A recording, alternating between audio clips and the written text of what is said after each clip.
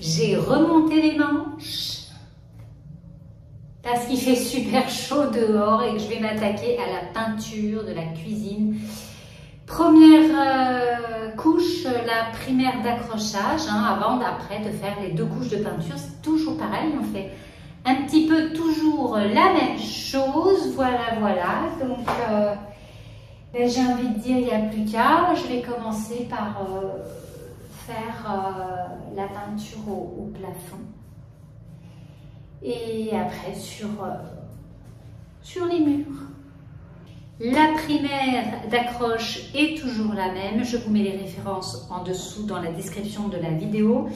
C'est une primaire d'impression blanche qui vient de chez Comptoir de l'Ours. Regardez, vous avez le petit ours là, c'est mignon. Et donc on met ça avant de mettre la peinture, je le répète si vous arrivez sur cette vidéo. D'ailleurs je vous encourage à aller voir les autres vidéos, je vous donne plein de conseils et d'astuces pour rénover. Et du coup, bien voilà, c'est celle que j'utilise pour la cuisine. J'ai fait les toilettes, la salle de bain avec également. Voilà, donc c'est plutôt très pratique.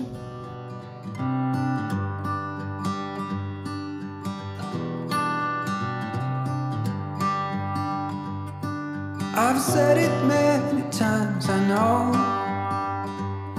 I would change my ways, I know for sure. When all the crows decide to meet, they settle down beneath my feet. I've got it right and I got it wrong, but I learned my lesson hanging on. Come sit here with me by the fire. 19h, dimanche soir, j'ai toujours aussi chaud, on est en canicule. J'ai hâte d'aller me doucher, là je n'en peux plus. Je suis contente du travail parce que là j'ai fait la première où je montre un peu comme ça, voilà, hop, la sous-couche. Et j'ai sous-couché cette partie-là, rappelez-vous, dans la cuisine. Là, il y aura les meubles de cuisine. Là, il va y avoir la crédence carrelage. Mais c'est pas grave, il faut sous-coucher toujours parce que après, quand on veut retirer le carrelage, c'est une vraie catastrophe. Donc, même si ça n'est pas pour nous, on fait bien les choses. On fait comme si c'était pour nous, pour notre famille, pour des amis. Voilà, on veut que le travail soit bien fait. Donc, j'ai mis une petite sous-couche carrelage. Voilà, sur ce, je vais remballer, ranger, ramener les choses à nettoyer à la maison et je vais aller me doucher. Je suis en train de réfléchir au plafonnier que je vais utiliser dans l'appartement, réutiliser ou acheter. Et il y en a un que je vais un petit peu modifier. C'est celui-là qu'on a récupéré. Je trouve qu'il est très sympa. Alors, je l'aurais laissé en chrome si ça avait été la couleur de l'appartement, mais là j'ai choisi plutôt du laiton, du doré, donc ça ne va pas. Donc ce que je vais faire, j'ai vu que c'était possible. Ah, attendez, j'essaie de le faire, voilà, de le défaire à une main. Je récupère la collerette, je vais bomber la collerette en peinture dorée et comme ça on va pouvoir réutiliser ce plafonnier. Il est quand même... il est sympa, j'aime bien le vert texturé comme ça et au moins il va permettre de bien éclairer au niveau de l'entrée puisque je vais le positionner dans l'entrée. J'ai acheté ce lustre en brocante, donc là il est de couleur rose corail, moi ça m'intéresse pas. Il avait le haut du lustre qui était en argenté, donc là je viens de le bomber en doré. Et puis là c'est pareil, je vais repeindre une couleur blanche au départ, puis après peut-être je viendrai faire avec un petit peu de peinture et de bicarbonate. Et en fait ce qui est joli c'est qu'il a 3 grosses boules, donc là on ne voit pas très bien, mais il y a 3 boules qui... en opaline, là, un petit peu qui viennent se mettre dessus. Et je trouve que pour la cuisine, je pense que ça va être super sympa au plafond de la cuisine de l'appartement. La première chose à savoir pour faire de beaux joints blancs, c'est d'avoir du matériel propre. Surtout quand c'est du joint blanc à la différence du joint gris. Mais je vous encourage à avoir toujours une bassine, un seau propre, une raclette propre, une taloche impeccable et dans l'idéal une éponge, pour moi toute neuve. Je suis certaine que mes joints blancs resteront bien blancs.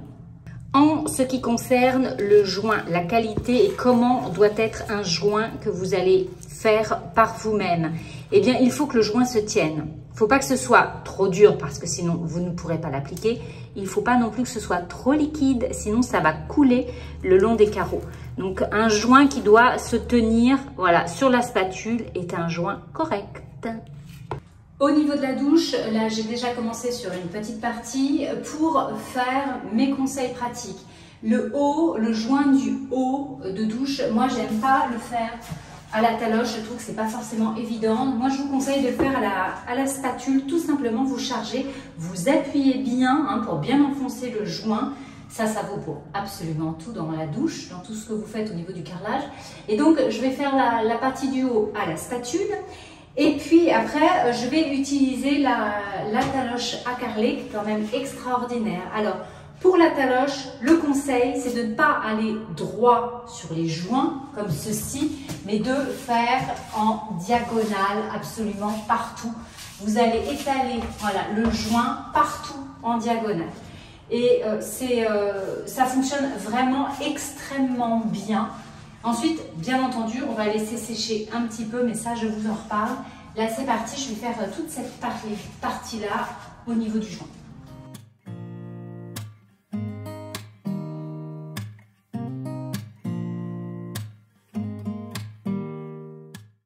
Au niveau des angles, moi, je vais étaler aussi à la spatule au niveau de l'angle parce que je trouve que c'est plus pratique et souvent, je vais lisser, terminer avec le doigt. Et quand il y a des endroits qui sont un peu inaccessibles ou difficiles, il ne faut pas hésiter à prendre avec le doigt et à lisser tranquillement avec le doigt. Ça fonctionne très très bien.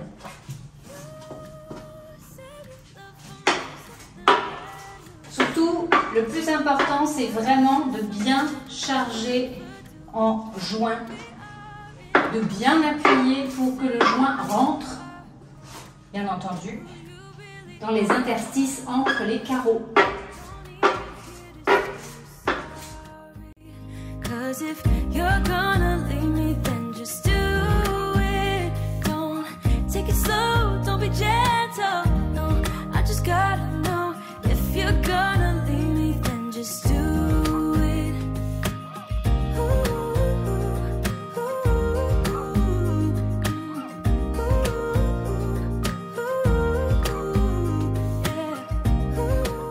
Lorsque vous avez votre mur de carrelage à jointer, il faut partir du haut. Du haut, c'est toujours mieux parce que si vous faites tomber des choses, que ce soit du joint ou autre, vous allez pouvoir rattraper le coup et ça marche surtout lorsque l'on va nettoyer les joints à l'éponge. Donc là, maintenant que j'ai fait mes bords, mon haut, voilà, tous les côtés sont faits, je vais pouvoir utiliser la taloche à jointer, toujours je vous rappelle, de biais absolument partout sur tous les joints en appuyant bien pour faire pénétrer, vraiment bien remplir tous les interstices de carrelage. Je dépose le joint avec ma spatule sur la taloche et ensuite c'est parti. Donc j'appuie bien. Voilà, j'appuie bien pour faire rentrer le joint dans les interstices, les carreaux. Et je peux revenir un petit peu, c'est pas définitif. Voilà, l'idée c'est vraiment d'étaler au maximum le joint. Alors là, je ne suis pas dans une super posture.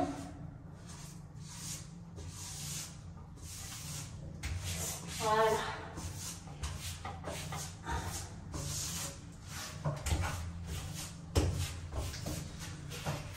Vous pouvez aussi utiliser les deux mains si c'est plus facile pour avoir plus d'emprise, de force avec la taloche. Alors, j'ai pratiquement plus de joint.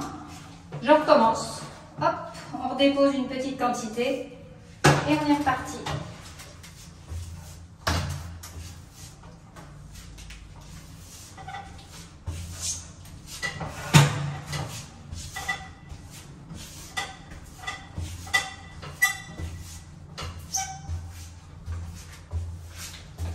Ça va quand même assez assez rapidement, je trouve. Hein.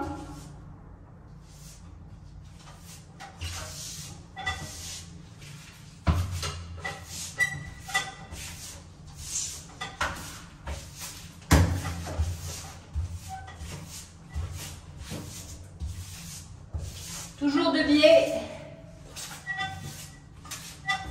Et on étale, on y va.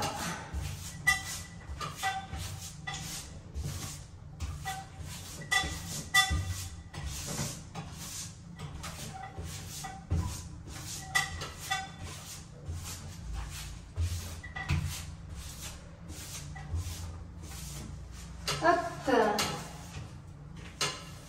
J'enlève un petit peu le surplus en faisant attention de ne pas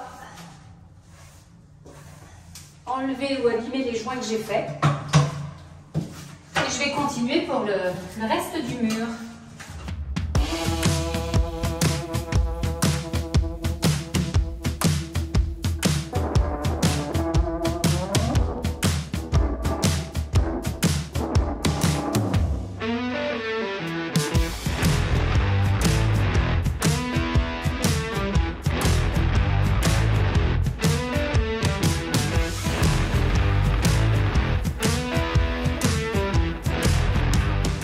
Il faut vraiment avoir une éponge en excellente qualité, plate autant que possible. Et l'idée n'est pas de venir creuser le joint avec l'éponge. Encore une fois, il va falloir nettoyer, passer l'éponge tranquillement pour enlever le surplus de joint et laisser bien entendu le beau joint juste en dessous. Donc vraiment, on ne cherche pas à creuser les joints. Ça, c'est un gros problème. On vient nettoyer, enlever vraiment le surplus de joint sur le dessus.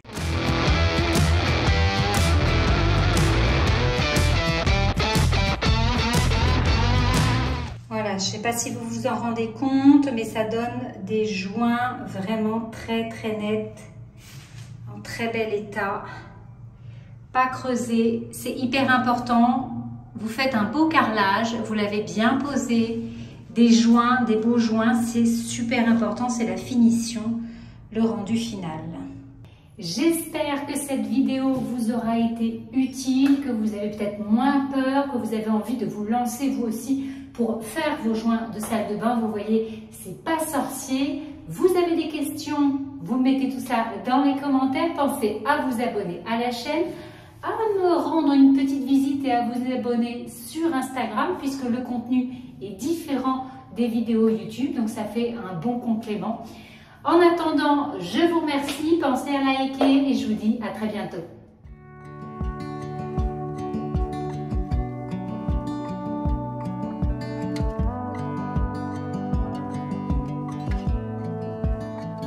I saw the ending before the movie was done. I got